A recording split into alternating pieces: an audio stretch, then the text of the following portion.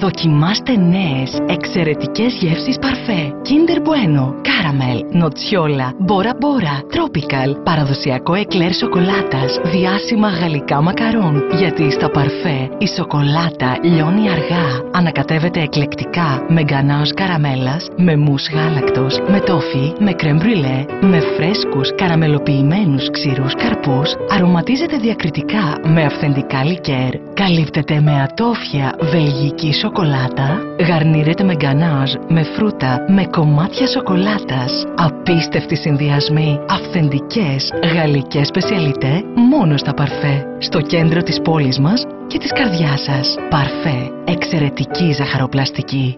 Ξέρετε τι είναι μεταποίηση? Ξέρετε τα ωφέλη της? Ξέρετε πως είναι ο δευτερογενής τομέας της οικονομίας? Το Επιμελητήριο Σερών όλα αυτά τα γνωρίζει και προτρέπει κάθε ενδιαφερόμενο να ασχοληθεί με τη μεταποίηση. Το 15% των εγγεγραμμένων μελών του Επιμελητηρίου έκανε το πρώτο βήμα. Τόλμησε και ανταμείφθηκε. Πλέον το μέλλον της μεταποίησης βρίσκεται στα δικά σας χέρια. Επιμελητήριο Σερών. Μαζί μπορούμε να ελπίζουμε.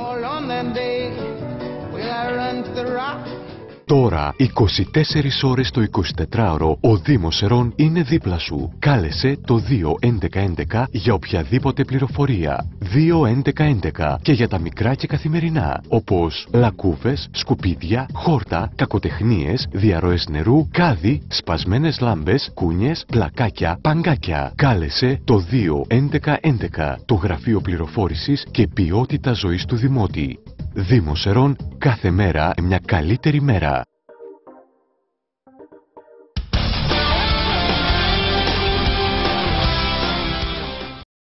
Επιστρέψαμε κυρίες και κύριοι, μιλάμε για τις περιφερειακές εκλογές με υποψήφιους περιφερειακούς συμβούλους Σερών.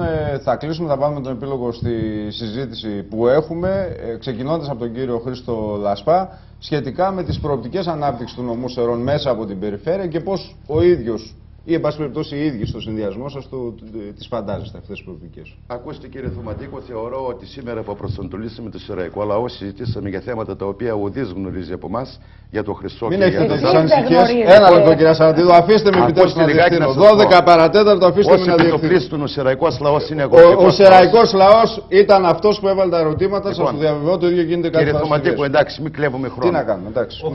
Ακούστε με. Λοιπόν. Ο Χρυσός πολύ πιο κοντά ο Χρυσός, ναι. Ο Χρυσός είναι σιωπή. Λοιπόν, να πάμε. Η σιωπή είναι Χρυσός και ο λόγος είναι άργυρος.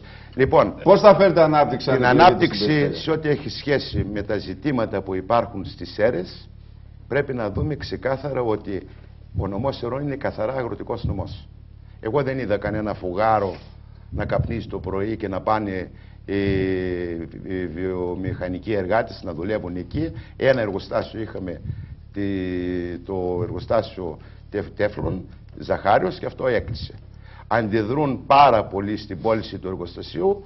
Διαφωνώ με αυτό το ζήτημα. Πρέπει να βρεθεί λύση και η περιφέρεια πρέπει να έχει λόγο σε αυτό. Γιατί έκλεισε, δεν μας πείτε? Όχι, άρα συμφωνεί που έκλεισε. Εγώ δεν γνωρίζω γιατί έκλεισε. Εγώ ξέρω, κύριε Κατηρτζόγλου, εγώ γνωρίζω ότι 160.000 στρέμματα. Διοικήσεις που βάζατε εσείς. Κύριε Κατηρτζόγλου, ακούστε λιγάκι για να τα μαθαίνετε και αυτά. Πονάει το χέρι, το κόβουμε. Δεν κοιτάζουμε το πιάνουμε. Ξέρω ότι δεν θα πέφτει ένας πάνω στον άλλο. 160.000 στρέμματα, λοιπόν, χωράφια που έμπαιναν τέφλα σε αυτόν τον νομό, σήμερα εδώ και μια πενταετία έχουν πάψει να καλλιεργούν τα τέφλα. Ποιος φταίει γι' αυτό? Φταίει το υπεράριθμο προσωπικό των εργαζομένων στο εργοστάσιο, φταίει το κόστος παραγωγής το μεγάλο, φταίνε οι κακοδιαχείρισεις όλων των ετών. Επειδή όμως κύριε Λασπά, η περιφέρεια δεν θα κάνει και τον κύριο Ζαχάριος. Ένα λεπτό σας παρακαλώ, δεν είπα αυτό το πράγμα, θα δώσει μια κατεύθυνση. Ναι. Από εκεί και πέρα θεωρώ ότι η περιφέρεια πρέπει να παίξει έναν άλλο σημαντικό ρόλο. Λοιπόν, σε ό,τι έχει σχέση, επειδή πλέον η κρίση έχει φτάσει στο κόκαλο, η πλέον είναι μπροστά μας, την αντιμετωπίζει ο κάθε Σεραίος καθημερινά, θεωρώ ότι πρέπει να μπούμε σε διαφορετική οικονομική ζώνη.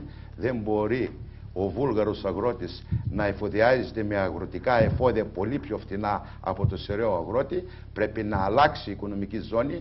Πρέπει ο περιφερειάρχης αυτός που θα εκλεγεί να αλλάξει, να βάλει πρόταση αλλαγής της οικονομικής ζώνης, έτσι ώστε με επιχειρήματα εμπλουτισμένους να πάει προς την Σιτζέντα, προς την Μοσάντο, προς την Μπάγκερ, αυτές οι οποίες κατευθύνουν το παιχνίδι των αγροτικών εφοδίων ως προς τα λοιπάσματα και στα αγροτικά εφόδια, ότι εδώ υπάρχει σοβαρό πρόβλημα και πρέπει η Ελλάδα, κυρίως η Κεντρική Μακεδονία, γιατί πρόκειται για περιφέρεια, πρέπει να αλλάξει η οικονομική ζώνη, να παίρνουν τα εφόδια αγρότες πολύ φτηνά. Σε ό,τι έχει σχέση με τα σύνορα, εκεί που σήμερα δεν έχει να πληρωθεί ούτε καν το ρεύμα εκεί στο τελωνείο, ό,τι εισάγεται εκεί ελεύθερα μπαίνει μέσα χωρίς να υπάρχει ο στοιχειώδης έλεγχος. Τα καλαμπόκια σήμερα οι αγρότες τα πουλούν 13 με 15 λεπτά. Αυτό το πράγμα υπάρχει σοβαρός λόγος να το δει η περιφέρεια σωστά. Έρχονται καλαμπόκια με αφαλατοξίνες, με 1002 προβλήματα, ανέλεγχτα, περνάνε στους κτηνοτρόφους και από εκεί έχουμε ασθένειες. Ποιος τα αποφάσισε όλα αυτά? Λοιπόν, ακούστε μου λιγάκι, αυτά έχω εντοπίσει. Ποιος τα αποφάσισε? Κάποιοι δεν πήραν αποφάσεις για να γίνουν αυτά? Φιλό μου, αγαπητοί, Σαραντίδου. πρέπει να τα επιλύσουμε.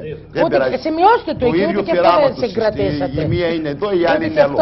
Λοιπόν, το μυαλό μου είναι... Δεν μας είπατε όμως ποιοι αποφάσισαν για αυτά όλα που λέτε. Κυρία Σαραντίδου, να ολοκληρώσει την πρόταση που έχει να κάνει. Αυτή είναι σοβαρή πρόταση. Οι σεραίοι αγρότες με ακούν, συμφωνούν ως επιτοπλίστων με αυτά που έχω πει, ότι το κόστος παραγωγής δεν είναι μονάχα να ζητάμε πώς θα πουλήσουμε τα προϊόντα μας ακριβότερα. Το θέμα είναι πώς θα αντιμετωπίζουμε το κόστος παραγωγής χαμηλότερα. Εγώ πάντοτε ήμουνα ενάντια στους συντεχνείς αυτών που ζητούσαν ανώτερες τιμές, όλα τα κιλά, όλα τα λεφτά. Θεωρώ ότι οι γεωργοί των Σερών είναι νοικοκυρέοι γεωργοί, ότι αν ληφθούν μέτρα προς αυτή την κατεύθυνση, τα εφόδια να είναι φτηνότερα, θεωρώ ότι και ανταγωνιστικοί θα είμαστε και θα έχουμε επάρκεια αγαθών και θα μπορούμε μέσα στο νομό Σερών να προωθούμε αγροτικά προϊόντα τέτοια, έτσι ώστε και ο σεραϊκός λαός να τρώει φτηνά προϊόντα και από εκεί και πέρα να δημιουργηθούν δομές για να προχωρήσουμε πλέον σε ένα μεγάλο, πολύ μεγάλο δημοπρατήριο εξαγωγής αγροτικών προϊόντων. Αυτή είναι η θέση μου. Κύριε Παδαξέ. Για μένα δύο είναι τα προβλήματα αυτή τη στιγμή, όχι μόνο στην περιφέρεια και στο νομό μας, αλλά σε όλη την Ελλάδα, είναι η ύφεση και η ανεργία. Έτσι, εάν καταφέρουμε λοιπόν να βγούμε από την ύφεση, να μειωθεί η ανεργία, θα πάνε όλα καλά. Πώς θα γίνουν αυτό, αν δημιουργηθούν, όλα αυτά, αν δημιουργηθούν δουλειές. Και τη δουλειά σήμερα μπορούν να... Η περιφέρεια θα πει κανείς δεν είναι επιχειρηματίας, πώς θα κάνει δουλειά? Η περιφέρεια και το κράτος καταρχάς και η περιφέρεια, που και αυτή είναι μια κρατική οντότητα, θα πρέπει να δημιουργήσει το κατάλληλο περιβάλλον, επενδυτικό περιβάλλον, ούτως ώστε να έρθει κάποιος να επενδύσει. Αλλά σήμερα το κλίμα και σε όλη την Ελλάδα αλλά και στην περιφέρεια αποτρέπει τους επιχειρηματίες να επενδύσουν. Γι' αυτό βλέπετε, μόλις περάσουμε λίγο αυτό το σταθμό, όλες οι βιοτεχνίες πήγαν εκεί. Γιατί πήγανε, έτσι? Να σας πω ένα παράδειγμα. Γιατί εκεί έχουν φορολόγηση 10% και εδώ 40%. Να σας πω ένα παράδειγμα. Εμείς, εάν εκλεγούμε, θα έχουμε σαν περιφέρεια τον σύμβουλο του επιχειρηματία για να διευκολυνθεί γρήγορα σε όλες τις επενδυτικές του προσπάθειες. Πάλι επειδή μου αρέσει να μιλώ για παράδειγμα, βρήκα χθες έναν συνάδελφο γιατρό που θέλει να ανοίξει ένα εργαστήριο. Λέει την άδεια δεν την χορηγεί τώρα, λέει, η Διεύθυνση Υγιεινής, αλλά ο Ιατρικός Σύλλογος. Ψηφίστηκε νόμος, αλλά δεν βγήκαν κάτι προεδρικά διατάγματα. Άρα δεν μπορεί να ανοίξει το ιατρείο, όμως τα μηχανήματα που παρήγγειλε, το leasing κλπ. Τρέχει. Το ρωτάει κανένας. Κάτι ανάλογο συμβαίνει, να πούμε, για το επενδυτικό περιβάλλον. Και κακά τα ψέματα, το κράτος είδαμε ότι απέτυχε παταγωδός σαν επιχειρηματίας. Η μόνη ελπίδα είναι να δραστηριοποιηθούν ατομικά ο καθένας. Και ο αγρότης να δει, να πούμε, σε επιχειρηματική βάση τη δουλειά του, να βελτιώσει τα προϊόντα του ποιοτικά, γιατί όχι να μην περάσουν και σε συσκευασία και διανομή, να πούμε, και εξαγωγή. Δύσκολες δουλειές δεν γίνονται σε μία μέρα, αλλά κάποτε πρέπει να γίνει μια αρχή. Πρέπει, να πούμε, να γίνει ένα σχεδιασμός και σε βάθος χρόνου να δούμε τα αποτελέσματα. Λοιπόν, εκεί είναι το όλο πρόβλημα. Εμείς σαν παράταξη, αν εκλεγούμε, θα κινηθούμε προς αυτή την κατεύθυνση. Σας ευχαριστώ. Να δημιουργήσουμε αυτό το κλίμα το επενδυτικό στα όρια που μας δίδεται η δυνατότητα, βέβαια, για να προσελκύσουμε επενδυτές, για να έχει δουλειά ο κόσμος. Αλλιώς δεν γίνονται τα παιδιά, κακά τα ψέματα. Κυρία Σαραντίδου. Λοιπόν, όταν είχαμε πρωτοποιήσει στην Ευρωπαϊκή Ένωση, στην τότε ΕΟΚ, που θα τρώγαμε όλοι με χρυσά κουτάλια και φοβόταν ο κόσμος, καλά που μπήκαμε στην Ευρωπαϊκή Ένωση και δεν ήρθαν οι κομμουνιστές να μας πάρουν τα σπίτια, θα μας τα πάρει η τράπεζα. Τα πήραν τώρα οι καπιταλιστές. Μας τα παίρνουν οι τράπεζες. Έτσι ακριβώς θα πάρει και τα χωράφια τους η πρώην αγροτική που τώρα έχει ενσωματωθεί με την Πειραιώς, τα οποία είναι υποθηκευμένα τα περισσότερα. Ο νομός μας είναι ο δεύτερος μεγαλύτερος κάμπος. Πραγματικά, όταν είχαμε πρωτομπεί τότε, για να συνεχίσω από εκεί που άρχισα, ο αγροτικός πληθυσμός της χώρας μας ήταν 70%. Αυτή τη στιγμή είναι 7% ο αγροτικός πληθυσμός και υπάρχει στόχος από την Ευρωπαϊκή Ένωση να γίνει 2%. Που σημαίνει ότι τι? Τέλος, οι φτωχοί και μικρομεσαίοι αγρότες. Η γη σε όσο το δυνατόν λιγότερα χέρια, με καλλιέργειες, αυτές που θέλει η Ευρωπαϊκή Ένωση. Ας μην ξεχνάμε, γιατί η επιδότηση, οι επιδοτήσεις που δινόταν τόσα χρόνια ήταν ακριβώς το τυράκι στη φάκα για να πιάσουν όλους αυτούς τους αγρότες αύριο. Σήμερα λοιπόν η φτωχή και η μικρομεσαία αγροτιά είναι υποαφανισμό, πολλές καλλιέργειες είναι υποαφανισμό, εισάγουμε μέχρι και σκόρδα και κρεμμύδια από έξω, λεμόνια. Τι να σας πω, αυτή η χώρα, αυτός είναι ο πλούτος τους και εκεί έπρεπε να επικεντρωθούμε. Όμως αυτοί που τα κάνανε αυτά έχουν ονοματεπώνυμο.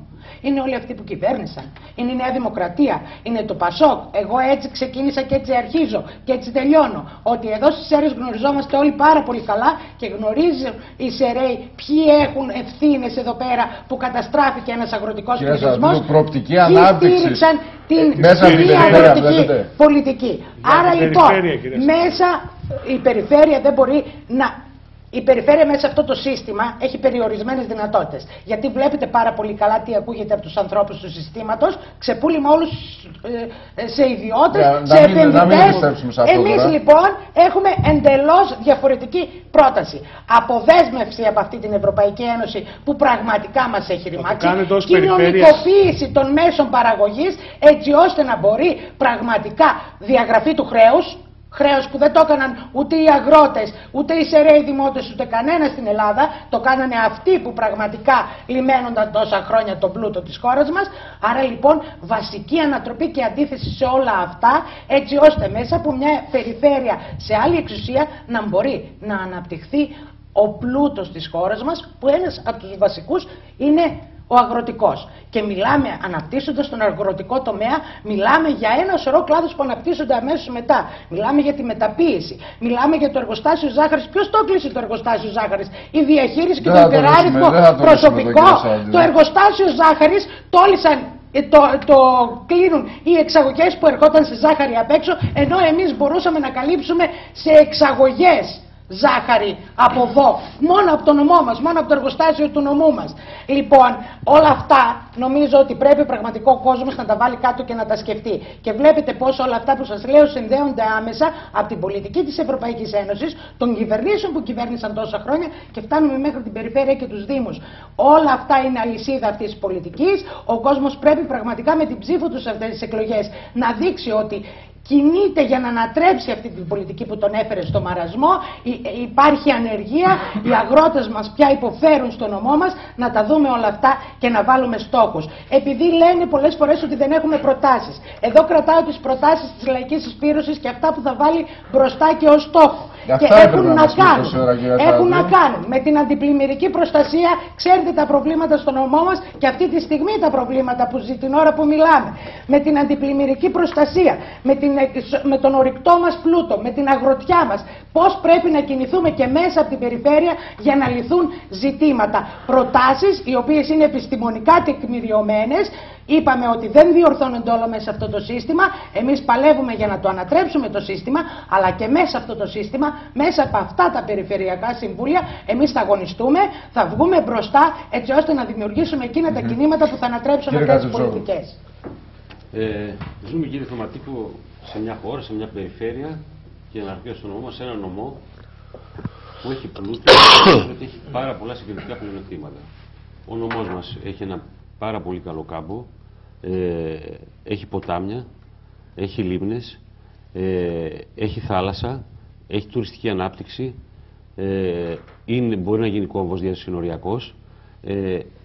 Το ζητούμενο είναι γιατί αυτός ο τόπος, γιατί αυτή η περιφέρεια δεν μπορεί να πάει μπροστά. Μιλάμε για ανάπτυξη και οι συνομιλητές μιλούσαν για ανάπτυξη.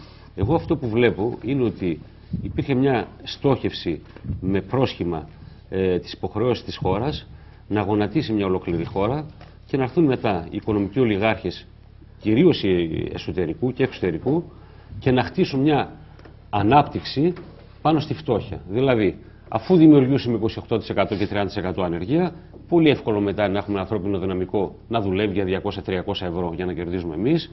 Πολύ εύκολα θα αποδεχτούν στο όνομα αυτής της ανάπτυξης να δημιουργούν ειδικές οικονομικές ζώνες που χωρίς να φορολογούνται οι επενδυτές. Δηλαδή, όλη αυτή η ανάπτυξη που χτίζεται, που υποτίθεται χτίζεται, είναι για το συμφέρον των λίγων. Οι πολλοί είναι χαμένοι και έξω από αυτή την ιστορία. Γιατί και να βρει δουλειά μέσα από την ανάπτυξη σήμερα ένα νέο παιδί, δεν θα μπορεί να επιβιώνει. Λοιπόν, για μας πλούτος είναι αυτά τα πράγματα. Πλούτος μιας περιοχής, ενός τόπου, είναι ο φυσικός του πλούτος και κυρίως, κύριε Θωματίκο, το ανθρώπινο δυναμικό. Μην ξεχνάμε ότι αυτή τη στιγμή πώς μπορεί ένας τόπος να πάει μπροστά όταν από εμπολή σε πολλές περιπτώσεις ξεπουλάει ό,τι δημόσιο και φυσικό πλούτο έχει, και απ' την άλλη όταν διώχνει ό,τι καλύτερο από ανθρώπινο δυναμικό είχε ποτέ να παρουσιάσει αυτό το τόπος. Είναι αυτή η γενιά, η μορφωμένη με πανεπιστήμιο, με διδακτορικά, με γλώσσες, η οποία εξωθείται έξω. Και αναρωτιέμαι για ποια ανάπτυξη μιλάμε σε έναν τόπο στον οποίο η παραγωγική βάση έχει διαλυθεί, οι νέοι, αυτοί που μπορούν να πάνε ένα βήμα παραπέρα έναν τόπο, φεύγουν άρον-άρον έξω από τις πολιτικές που εφάρμοσαν τα κόμματα αυτά. Επομένως, αυτό που πρέπει να κάνουμε αυτή τη στιγμή είναι πώς θα συγκρατήσουμε αυτόν τον νέο πληθυσμό, πώς θα του δώσουμε εφόδια και κίνητρα μέσα από καινοτόμες προτάσεις, μέσα από συνεταιρισμούς, σε καμιά σχέση όμως με τους συνεταιρισμούς που ξέραν τα κόμματα αυτά, τους συνεταιρισμούς δηλαδή που ήταν κομματικά εργαλεία. Νομίζω ότι μόνο έτσι μπορεί να πάει μπροστά ο τόπος. Έχει μια παραγωγική δυνατότητα. Το ζητούμενο είναι πώς αυτή η παραγωγική δυνατότητα θα γίνει συνεταιριστική, με την έννοια να μπορεί να πάει σε δεύτερο βαθμό μεταποίησης και προώθηση των προϊόντων τους, και πώς θα μπορούμε να σηκώσουμε αυτόν τον τόπο μέσα από αυτή την ανάπτυξη της παραγωγής και να κρατήσουμε όσο μπορούμε περισσότερο τους νέους σε αυτόν τον τόπο για να τον πάνε μπροστά. Μάλιστα, κύριε Τσιπούρα. Καταρχάς, για να υπάρχει ανάπτυξη πρέπει να υπάρχει ισχυρή περιφέρεια. Για να υπάρξει ισχυρή περιφέρεια πρέπει να υπάρξει αναδιάταξη των υπηρεσιών της περιφέρειας. Σήμερα είναι ασύνδετες, ασυντόνιστες, ανέλεγκτες και κυρίως αποσπασματικές και αφορούν τις περιφερειακές ενότητες μία-μία ξεχωριστά. Εισάγοντας λοιπόν την ηλεκτρονική διακυβέρνηση και στην περιφέρεια, μπορούμε να αντιμετωπίσουμε τη γραφειοκρατία, την αναποτελεσματικότητα, την αδιαφάνεια. Ένα δεύτερο σημείο στο οποίο θα πρέπει να εστιάσουμε προκειμένου να έχουμε ανάπτυξη είναι να υιοθετήσουμε ή να προσεγγίσουμε, όχι ακόμα περισσότερο, γιατί μέχρι σήμερα δεν το έχουμε κάνει, τις ευρωπαϊκές πολιτικές της περιφερειακής ανάπτυξης. Θα βρεθούμε πιο κοντά δηλαδή στον Περιφερειακό Επίτροπο της Ευρωπαϊκής Ένωσης και στους ευρωπαϊκούς θεσμούς που αφορούν την περιφερειακή ανάπτυξη. Ένα τρίτο, και υπόθηκε και από τους συνομιλητές, και αφορά βέβαια και είναι η μάστιγα της κοινωνίας μας και της εραϊκής κοινωνίας, είναι η ενέργεια. Αυτό μπορεί να απαλληφθεί, να επιχειρηθεί να εξαλειφθεί, υιοθετώντας πολιτικές κοινωνικής συνοχής, και αυτές είναι πολιτικές για την κοινωνική επιχειρηματικότητα, κοινωνικούς συνεταιρισμούς, κοινωνική οικονομία ουσιαστικά, δηλαδή να μπορέσουν άνθρωποι οι οποίοι είναι αδύναμοι και μικροί και μη έχοντας την δυνατότητα πρόσβασης σε κέντρα εξουσίας ή αποφάσεων, να μπορέσουν να ενώσουν τις δυνάμεις τους σε ένα ίδιο αντικείμενο εργασίας, προκειμένου να προωθήσουν τα προϊόντα προς τα έξω με τη βοήθεια και την αρρωγή, αν θέλετε, της περιφερειακής ενότητας και βέβαια της περιφερειακής διοίκησης της Κεντρικής Μακεδονίας. Ένα τέταρτο το οποίο πρέπει να γίνει είναι να αξιοποιήσουμε επιτέλους και να συγκροτήσουμε μια πολιτική για την αξιοποίηση όλων αυτών των συγκριτικών πλεονεκτημάτων που έχουμε, είτε σαν νομός είτε σαν περιφέρεια. Αναφέρομαι βέβαια στο λιμάνι, αναφέρομαι βέβαια στο αεροδρόμιο, αναφέρομαι στη θέση αυτή που έχουμε εμείς. Απαιτείται εδώ και ενίσχυση, αν θέλετε, των υπηρεσιών των παραμεθορίων. Αυτό που αναφέρθηκε από τον κύριο Γασπάρ προηγούμενα, ότι η αιμορραγή, η παραμεθόριος άξονα, ένα από τα αίτια είναι ότι δεν υπάρχει επαρκή στελέχωση, κυρίως ελέγχου, έτσι. Δεν υπάρχει επαρκή στελέχωση του τελωνίου. Απαραίτητη λοιπόν προϋπόθεση είναι να ενδυναμώσει και να διεκδικηθεί αυτό από την κεντρική εξουσία, η ενδυνάμωση του τελωνίου. Και βέβαια η ανάδειξη όλων των γεωστρατηγικών πλεονεκτημάτων και της περιφέρειας και της ενότητας. Για τις ΣΕΡΕΣ είναι, όπως αναφέρθηκε, ο κάμπος. Έχουμε το δεύτερο μεγαλύτερο κάμπο που μπορεί να αξιοποιηθεί, μπορεί να δοθούν κατευθύνσεις, να μπουν νέες καλλιέργειες, ανταγωνιστικές όσον αφορά την παγκόσμια, γιατί η παγκόσμια είναι πλέον η οικονομία. Υπάρχει δυνατότητα εξέλιξης και προοπτικής. Ένα άλλο σημαντικό ζήτημα είναι ο αγροτουρισμός. Βέβαια έχουν ακουστεί πάρα πολλά πράγματα. Μπορεί όμως να κινηθεί σε τρεις μεγάλους άξονες και όχι αποσυμμασματικά. Να ξεκινήσουμε από τον Άργυρο, να πάμε στα κερδίλια, σύμβολο της ναζιστικής θηροειδίας, να πάμε στο Μουσείο της Αμφίπολης, να πάμε στους δύο εξαιρετικούς οικισμούς της Πρώτης και του Ροδολίβους και να φτάσουμε τελικά μέχρι το Χρυσοσπύλο της Αλιστράτης, ή από εδώ αξιοποίηση των λουτρών αιματικών του Ρούπελ, της Κερκίνης, του Στριμώνα, γιατί υπάρχει και η δυνατότητα μέσα από ευρωπαϊκά προγράμματα, μέσα από τη βούληση, αν θέλετε, την πολιτική βούληση της περιφερειακής διοίκησης, να αξιοποιηθεί ακόμα και ο Στριμώνας σε όλο το μήκος του. Και βέβαια και η περιοχή που αφορά... Τα ευρωπαϊκά προγράμματα λένε παράδοση και ξεπούλημα σε ιδιότητες στα πάντα. Δεν σας διάκοψα, κυρία Σαραντίδου. Και βέβαια και ένας τρίτος άξονας πάλι για τον τουρισμό μας αφορά το λαϊλιά μας και το θρησκευτικό τουρισμό που αναφέρθηκε και προηγούμενα. Πιστεύω λοιπόν ότι μέσα από κάτι τέτοια, μέσα από τέτοιες συνεπείς διαδικασίες, με προϋποθέσεις όμως, δηλαδή η προϋπόθεση είναι, κύριε Ασίγογλου, να σταματήσουμε πλέον να βλέπουμε την Κεντρική Μακεδονία, τις ΣΕΡΕΣ ως επαρχία των Αθηνών. Είναι σημαντικό και κομβικό αυτό. Και κατά δεύτερο λόγο να παρουσιάσουμε μια δυναμική Κεντρική Μακεδονία, έναν δυναμισμό διεκδικητικό, απαιτητικό προς όλες τις κατευθύνσεις. Νομίζω ότι μπορούμε να βελτιώσουμε τις συνθήκες διαβίωσης των πολιτών και των ΣΕΡΟΝ, αλλά βέβαια και της Κεντρικής Μακεδονίας. Αυτά. Λίγο ξεχάσαμε ένα πολύ βασικό, αλλά μπλέξαμε με χρυσός και τάπνα. Γεωθερμία, ρε παιδιά. Έχουμε τζάμπα θαμμένη ενέργεια. Ξέρετε τι γίνεται, κύριε Παλαξή? Επιτρέψτε μου να την πάρουν οι επενδυτές όπως πρέπει και θα τους πληρώσουν οι αγρότες. Ουδέποτε το Υπουργείο Ανάπτυξης, ουδέποτε το ελληνικό κράτος, σκεφτόμενο αθηνοκεντρικά, κύριε Ασίγογλου, δεν είχε μια διεύθυνση στο Υπουργείο Ανάπτυξης η οποία να μπορεί να διαχειριστεί ζητήματα της γεωθερμίας. Η γεωθερμία, εκεί που υπήρχε στην Νότια Ελλάδα κυρίως, χρησιμοποιείται για ιαματικό τουρισμό και οτιδήποτε άλλο, αλλά για την εκμετάλλευσή της, για τη μείωση του κόστους στην αγροτική παραγωγή, ουδέποτε το κράτος των Αθηνών δεν είχε επιλέξει να... Ιδού λοιπόν πεδίο δόξης λαμπρών. Γεωθερμία. Να ξεπουλήσουμε και τη γεωθερμία και να πληρώνουν οι αγρότες κι άλλα. Οι αγρότες θερμοκήπιο. Αυτό ναι. Είναι το μόνο σίγουρο. Ολοκληρώνουμε τον κύριο Ασίγογλου. Θα επιθυμούσαμε κι εμείς να μπορούμε να νομοθετούμε ως περιφέρεια, να μπορούμε να φεύγουμε ή να μπαίνουμε στην Ευρωπαϊκή Ένωση. Δεν γίνονται αυτά. Φυσικά και θα μπορούσαμε θα θέλαμε να χαράζουμε την πολιτική γενικότερα για όλο το κράτος. Αλλά αυτό δεν γίνεται στην περιφέρεια. Εδώ μιλάμε για την περιφέρεια Κεντρικής Μακεδονίας. Και βέβαια για αυτά που μπορεί να κάνει σύμφωνα με όλα αυτά που λέει ο Καλλικράτης. Λοιπόν, και όπως είχε πει και προηγουμένως, δεν θυμάμαι ποιος, είναι διεκδικητικός ο ρόλος περισσότερο της περιφέρειας και φυσικά πάνω στο νέο ΣΕΣ, στο νέο ΕΣΠΑ, πρώην ΕΣΠΑ. Πιστεύω ότι η συγκεκριμένη Περιφερειακή Αρχή έχει κάνει πάρα πολλά. Έχει έτσι προτάσεις σε 1,8 δις. Λοιπόν, τα οποία από αυτά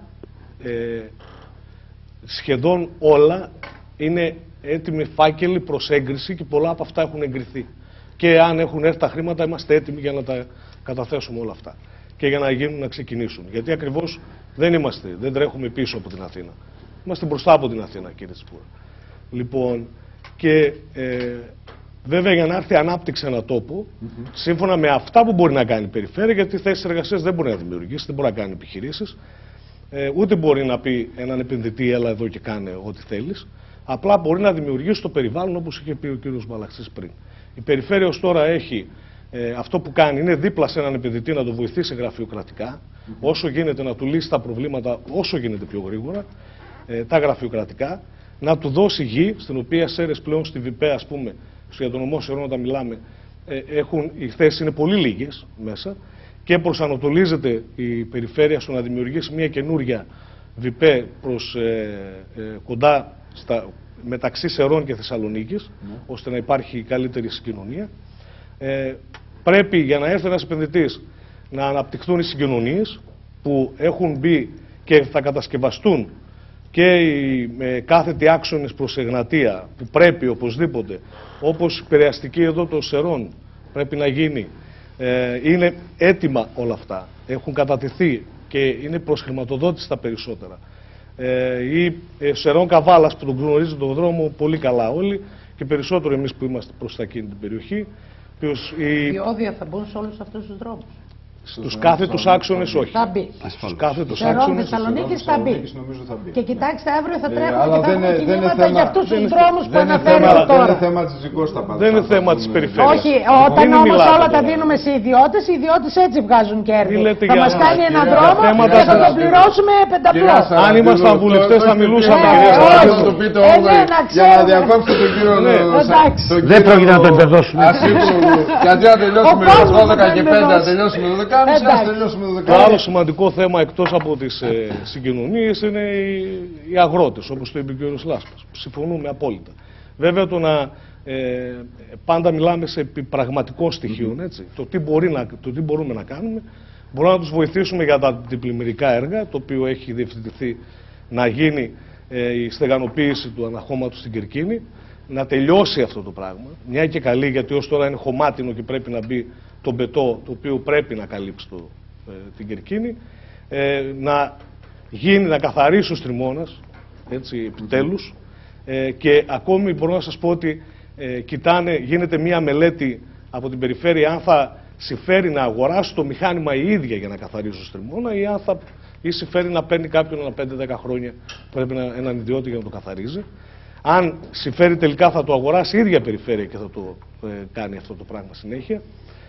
Οι διευθυντές των χυμάρων, οι οποίοι πέφτουν και αυτοί στο Στριμώνα φυσικά, αυτά βοηθούν τους αγρότες για να μην γίνεται αυτό που είπε η κυρία Σαραντίδου όπως έγινε χθες, να σταματήσουν πλέον μια και καλή όλα αυτά.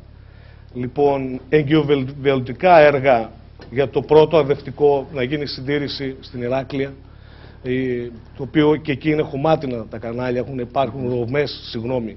Συντομεύεται λοιπόν, γιατί αν πούμε. Ναι, αλλά είναι σημαντικά όλα αυτά. Ναι, οι προτάσεις έχουμε όλοι.